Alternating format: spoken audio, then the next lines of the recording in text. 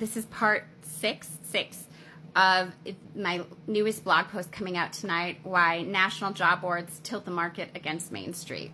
If you like, follow, share, and repost, or follow my Substack, that'd be helpful to get the word out there.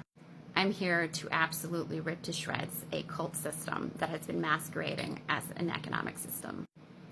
The main takeaway: by failing to acknowledge working Americans as human users of the labor market with their own need outside of employers, you're not on a talent show. You're looking around for food, clothing, shelter, and healthcare. Thank you. The online talent industry was free to strip away information, accountability, and return for profit. Every downstream inefficiency for small businesses, for government, for society flows from that error. The job market isn't now, nor has it ever been since it came online, a functioning labor market. It is Uber with no user reviews, Airbnb with no host feedback. It is one of the greatest economic, sociological, and psychological betrayals of the American workforce and small businesses in modern history. The structure is simple. Large corporations get preferred visibility. Small businesses get priced out. Platforms profit from keeping both groups feeling entitled to perfect relationships with job seekers and reliable relationships with the platform, when it should be perfect relationships with the platform and reliable, predictable relationships with job seekers. Get it? You went there to meet a person and you end up making a pseudo relationship with Indeed. Meanwhile, the public debate gets stuck on wages or work ethic, ignoring the invisible layer. Digital access to talent has been monetized into scarcity. Quiet class warfare. By keeping job seekers and small businesses equally desperate, platforms position themselves as the indispensable middleman, the only bridge between two sides they've helped keep apart. I have links to more deeper research on this. Like I put stuff on academia there. But you want to fix the market, so do we. At the Job Applicant Perspective, we're building the first review-based hiring platform designed around trust, not noise. Here's the vision.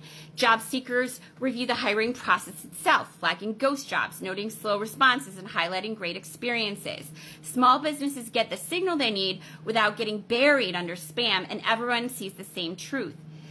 Think of it like Yelp, but for the job market. It didn't kill local fine dining. It made it easier to stand out.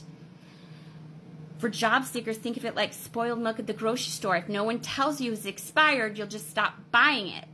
But if enough people flag it, the shelves change.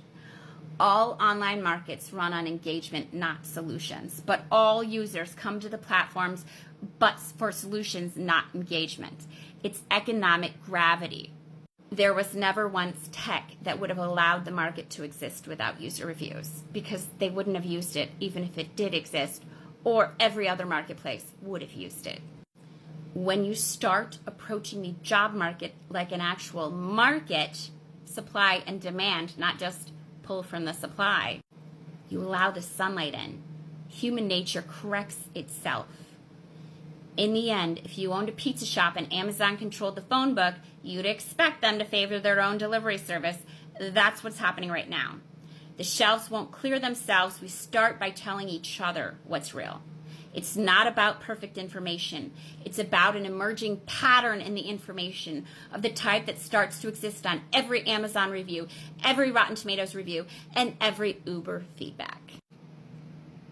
Every last bit of respect to everyone who's been resilient enough to survive this economic horror show of the last 25 years. This psychological, financial, social disaster. Please stop by the Job Applicant Perspective, hug your neighbor, punch an oligarch, I don't know, whatever you need to do. Have your feelings, because in the end, feeling what you feel is the end of the suffering that avoiding it had been. Cheers all.